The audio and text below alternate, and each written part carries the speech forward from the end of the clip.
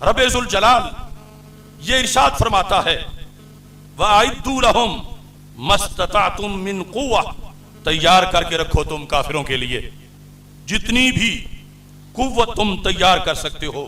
آج ہمیں سبق پڑھایا جاتا ہے محبت سب کے لیے، نفرت کسی سے نہیں، تو دین تو کہتا ہے وَلْيَجِدُوا فِيكُمْ غِلْظَةً، کافر تمہیں دیکھیں تو انہیں پتہ لگے کہ اس مومن کو ہم پہ غصہ بڑا ہے، یعنی وہ تمہارے اندر سختی محسوس کریں کہ انہیں کوئی بہت زیادہ ورم اور غصہ اور غضب ہے، بچ کے رہیں، ان سے ان کے قریب نہ ہوں۔ یہ پالیسی رب ذوالجلال قرآن مجید برہان رشید میں عطا کر رہا ہے۔ یہ تو علیحدہ بات ہے کہ جب کوئی ذمی امت مسلمہ کے ملک میں رہ رہا ہے تو ذمی کے حقوق ہیں، مگر ذمی کے حقوق میں یہ ہے اس پر ظلم نہ کرو، لیکن یہ مطلب نہیں کہ اسے ذلیل بھی نہ کرو۔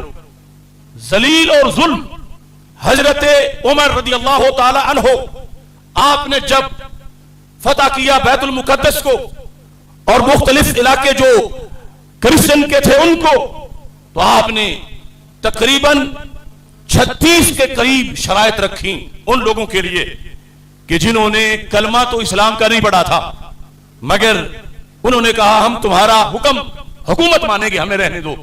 تو حضرت عمر رضی اللہ تعالیٰ عنہ نے کہا کہ تم جب چلو گے رستے پہ تو گلی کے درمیان میں نہیں چل سکتے، تمہیں گلی کے ایک کونے پہ تنگ جگہ سے گزرنا پڑے گا۔ اور رسول پاک صلی اللہ علیہ وسلم نے حکم دیا کہ جب تم گلی میں چل رہے ہو اور اسی گلی میں کوئی کافر بھی ہے فَتَّرُّوهُ إِلَىٰ أَدْيَقِهِ، اسے کندھا مار کے اس کو تنگ جگہ کی طرف کرو۔ اس کا حق نہیں مسلمانوں کے شہر میں گلیوں کے سنٹر میں چلے، کیونکہ یہ عزت تب ملے گی جب کلمہ اسلام پڑھے گا۔ یہ ہمارا دین ہے۔ دوسری طرف فرمایا جو ذمی ہے اس کا مال، اس کی جان، اس کے لحاظ سے کوئی اس پہ ظلم نہ کرے۔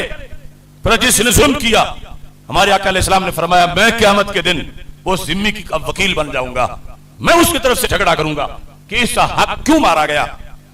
تو حضرت عبداللہ بن عمر رضی اللہ تعالی عنہ، آپ نے جب اس طرح عملاً کیا تو کسی نے کہا کہ ذمی تھا، درمیان میں چل لیتا تو کیا حرج تھا؟ تو کہنے لگے رب نے ہمیں ان پر ظلم کرنے سے روکا ہے، مگر انہیں ذلیل کرنے سے نہیں روکا، ذلیل کرنے کا حکم دیا ہے۔ اور وہ حکم اس لیے ہے کہ اگر اسلامی سلطنت میں کافروں کو یوں ہی عزت دی جائے جیسے مسلمانوں کی ہے تو پھر ان کے دل میں کلمہ پڑھنے کا خیال ہی نہیں آئے گا، پھر تو ان کا کفر پکا ہو جائے گا کہ ٹھیک ہے ہم کافر ہیں پھر بھی ہماری کرسی برابر میں ہے، ہم کافر ہیں پھر بھی ہماری اتنی عزت ہے۔ اسلام کہتا ہے انہیں ذلیل کرو تاکہ انہیں یہ خیال آئے کہ عزت اسے ملے گی جو دین اسلام کو قبول کرے گا۔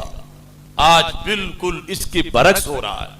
جو بلاد اسلامیہ ہیں کافر ملکوں میں تو ویسے ہی وہ مسلط ہیں مسلمانوں پر، اور جو مسلمانوں کے ملک ہیں سر فہرست جو کلمے کی بیس پہ بنا ہے پاکستان، تو یہاں پر یعنی وہ جو بظاہر ان کو اقلیات کہا جاتا ہے حقوق کے نام پر، انہیں وہ کچھ دیا گیا، وہ فیسلٹیز قادیانیوں کو اور یہود و نصارہ کو کہ جس کی بنیاد پر یعنی آج مسلمان پاکستان کے اندر مظلوم ہیں، اور جو اقلیات ہیں ان کو نواب بنا کر مسلمانوں پہ مسلط کر دیا گیا۔ حضرت عمر رضی اللہ تعالیٰ عنہ، آپ نے جب مفتوحہ علاقے میں کچھ گھروں کا جائزہ لیا تو جو کرسچن تھے ان کے گھروں میں بچوں کا آپ نے امتحان لیا، بچوں سے پوچھا توحید رسالت کے لحاظ سے، تو بچے بھی وہی بول رہے تھے جو بڑے بول رہے تھے کہ حضرت عیسیٰ علیہ السلام کو اللہ کا بیٹا کہہ رہے تھے۔ تو آپ نے ان سارے بڑوں کا ذمہ کینسل کر دیا، کہا ہم تمہیں اس ملک میں نہیں رہنے دیں گے، دفع ہو جاؤ، یہاں سے نکل جاؤ۔ انہوں نے کہا ہم نے کیا خلاف ورزی کی ہے؟ آپ نے فرمایا خلاف ورزی یہ کی ہے کہ تمہارے ساتھ طے تھا کہ تم اپنا دین کسی کو پڑھا نہیں سکتے، تو اگر تم نہیں پڑھاتے تو یہ تمہارے بچے تمہاری والی باتیں کیوں کر رہے ہیں؟ پتا چلا تم اسلامی سلطنت کے اندر اپنے گھروں میں اپنے کافرانہ عقیدے اپنے بچوں کو پڑھاتے ہو، تم نے ہم سے فراڈ کیا، تم نے ہم سے دھوکہ کیا، تمہارے بچوں کو تو اسلام کی باتیں آنی چاہیے تھی، لہذا ذمہ کینسل ہو گیا، ان کو نکالا گیا۔ اور آج صورتحال یہ ہے کہ مسلمان بچوں کو یونیورسٹیوں میں، کالجوں میں بالخصوص کرسچن پروفیسر بلا کر لیکچر دلوائے جاتے ہیں، اور یہ فرق ختم کیا جا رہا ہے اسلام اور غیر اسلام کا۔ اور یہاں تک بات آن پہنچی ہے کہ ہمارے سکول، کالجز، یونیورسٹیز کے نصاب سے جہاد کی آیتیں نکالنا، اسلامی ہیروز کے تذکرے نکالنا، اور پھر یہ کہ اسلام ہی سچا دین ہے، اس کو ہائی لائٹ کرنے پر جھگڑے ہو رہے ہیں۔ امریکہ کہتا ہے کہ وہ سارے دین ہی سچے ہیں۔ تم جب بچوں کو پکوا دیتے ہو کہ صرف اسلام سچا دین ہے تو یہیں سے وہ دہشت گرد بن جاتے ہیں، وہ اور کسی کو قبول ہی نہیں کرتے۔ لہٰذا تم پرائمری ہو، مڈل ہو، ہائی ہو، وہ کالج، جو کچھ ہو، ہر نصاب میں یہ رکھو کہ ہر مذہب سچا ہے، خواہ وہ یہودی ہو، نصرانی ہو، سکھ ہو، ہندو ہو، تاکہ سب مل جل کے رہیں۔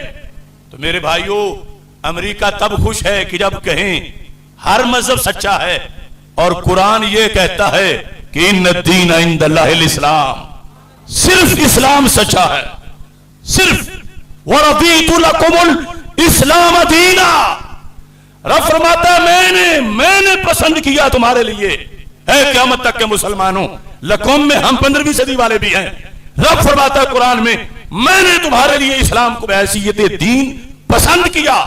اب ایک طرف اللہ ہے، دوسری طرف امریکہ ہے، برطانیہ ہے، اور کیان صہیون وہ اسرائیل ہے، اور اس کے ساتھ اٹلی، فرانس، جرمنی، یہ سارے اسلام دشمن مل کر اور اپنے ایجنٹ انہوں نے مسلط کیے ہوئے ہیں اسلامی ملکوں کے اندر، اور ٹکراؤ قرآن سے ہو رہا ہے۔ آج یہ فیصلہ تو یہ ہمارے سادہ بزرگ، ان سے پوچھو کہ کس کو راضی کرنا ہے۔ اللہ کہتا ہے کہ صرف اسلام دین برحق ہے، امریکہ کہتا ہے، یورپی یونین کہتی ہے کہ سب دین برحق ہیں، قادیانی بھی سچے ہیں معاذ اللہ، یہودی بھی سچے ہیں۔ تو مجھے بتاؤ ہم نے ساتھ کس کا دینا ہے؟ آج جو فرشتے آئے ہوئے ہیں وہ میری گواہی بھی لکھیں اور تمہاری گواہی بھی لکھیں کہ صرف اسلام ہی دین برحق ہے۔ دین برحق کیا ہے؟ دین برحق کیا ہے؟ دین برحق کیا ہے؟ اسلام، اور اس اسلام کے لیے ہمیں حکم ہے لیظہرہ علی الدین کلہ، کہ اس کو ہر دین پہ غالب کرنا ہے، ہر دین پر غالب کرنا ہے۔ تو جن پر غالب کرنا ہو ان سے جفیاں نہیں ڈالی جاتی، کیونکہ اگر وہ مان گئے تو پھر تو ڈبل ایمان ان کا، اہل کتاب کا، اور اگر نہیں مانتے تو ہمیں حکم ہے کہ انہیں منواؤ، نہیں مانتے تو انہیں ڈنڈے کے نیچے رکھو۔ یہ نہیں کہ اپنے دین کو مغلوب کر لیں۔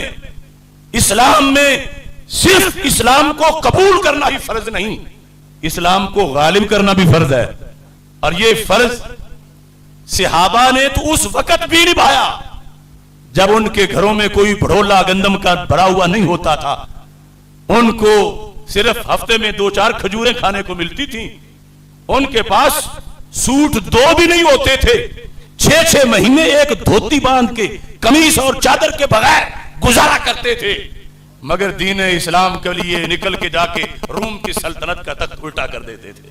یعنی یہ نہیں کہتے تھے رب پہلے ہمیں کھانے کے لیے تو کافی دے دے، پیچھے بچے کیا کھائیں گے، رب پہلے پہننے کے لیے ہمیں جوتے تو دے دے۔